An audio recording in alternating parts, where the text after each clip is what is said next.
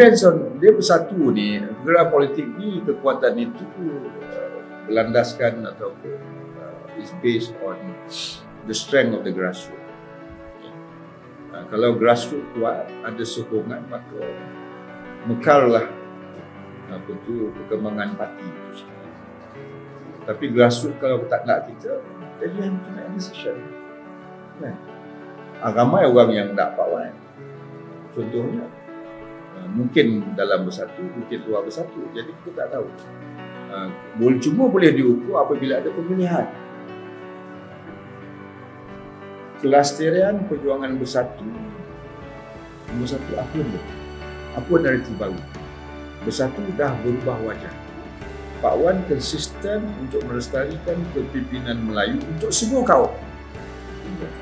Nombor dua, perlunya Melayu bersatu padu. Jadi orang politik kena baca. Kalau dia pandai, dia baca.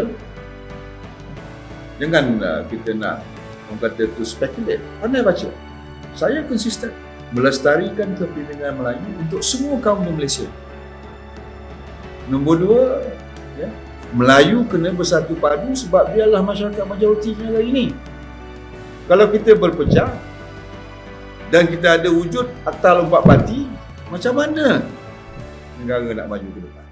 Itu sebab saya kembali kepada dia ni, to consolidate. Consolidate mean kita kena percepatkan apa saja perbincangan untuk menyatu padukan UMNO bersatu dan PAS. When you have consolidated your position, you go to PRU 15, mudah. Tak adalah timbul lagi orang nak lompat parti untuk membentuk kerajaan. Kalau you tak consolidate sekarang, you go PRU 15, berapa parti menang masuk? Okey, bersatu mungkin boleh menang lagi 13 lah, maintain incumbent.